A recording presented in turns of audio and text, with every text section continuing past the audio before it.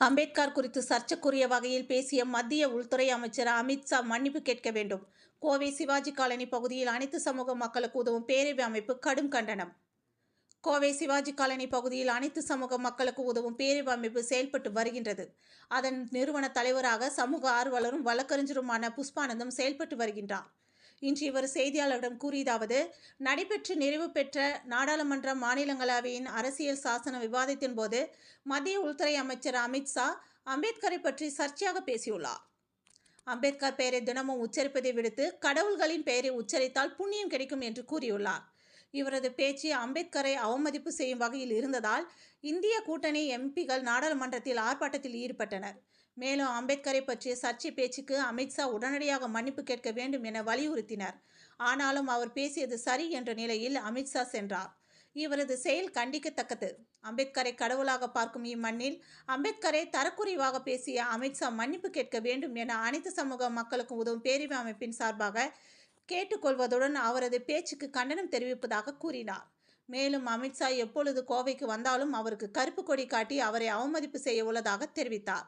இந்த செய்தியாளர்கள் சந்திப்பின் பொழுது வழக்கறிஞர்கள், குமாஸ்தார்கள் லட்சுமி, பால்ராஜ், மலைமிச்சம்பட்டி 3வது வார்டு கவுன்சிலர் ரவி, வியாபாரி பழனிசாமி, இடையர்பாளையம் ராமலிங்கம், குமார் உள்ளிட்டோர் பலர் கலந்து கொண்டனர் என்பது குறிப்பிடத்தக்கது. புஷ்பானந்தம் அனைத்து சமூக மக்களுக்கும் உதவும் பேரவை நிறுவன தலைவராகவும் வழக்கறிஞராக இருந்து வருகிறேன். எனது அலுவலகம் சிவாஜி காலனியில் செயல்பட்டு வருகிறது.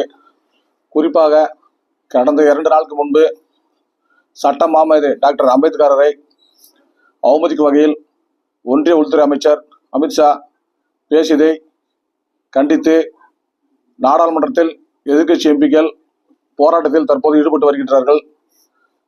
தற்போது டெல்லியில் பாராளுமன்ற கூட்டமும் ராஜ்யசபா கூட்டமும் நடைபெற்றுக் கொண்டிருக்கிறது.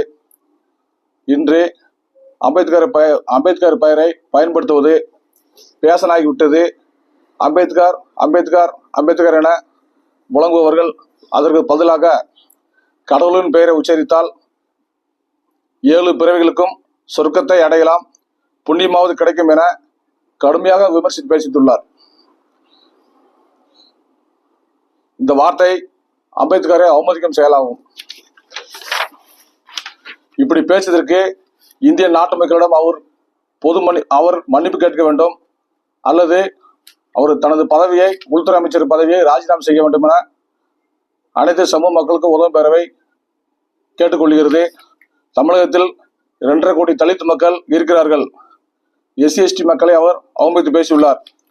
குறிப்பாக இனிமேல் உள்துறை அமைச்சர் தமிழ்நாட்டிற்கு அரசு நிகழ்ச்சிக்கோ, பொது நிகழ்ச்சிக்கோ அல்லது கட்சி நிகழ்ச்சிக்கோ வந்தால் அவருக்கு எனும் வாய்ப்பின் சார்பாகவும் SC மக்களை திரட்டிக் கொண்டு கருப்பு கொடி காட்டி எதிர்ப்பு தெரிவிப்போம் என தெரிவித்துக் கொள்கிறேன். தமிழகத்தில் குறிப்பாக 1 கோடி மக்கள் தேவேந்திர மக்களும், 1 கோடி மக்கள் ஆதி திராவிடர் பறைய சமூக மக்களும், 1/2 கோடி மக்கள் அருந்தேர் மக்களும் இருக்கிறார்கள். வரும் அடுத்த தேர்தலில் தலித் மக்கள் அவருக்கு தக்க பாடம் போட்டும் என்பதை தெரிவித்துக் கொள்கிறேன். எனது அமைப்பின் சார்பாக உள்துறை அமைச்சர் அமித்ஷாவை வன்மையாக கண்டிக்கிறேன் என தெரிவித்துக் கொள்கிறேன். நன்றி, வணக்கம்.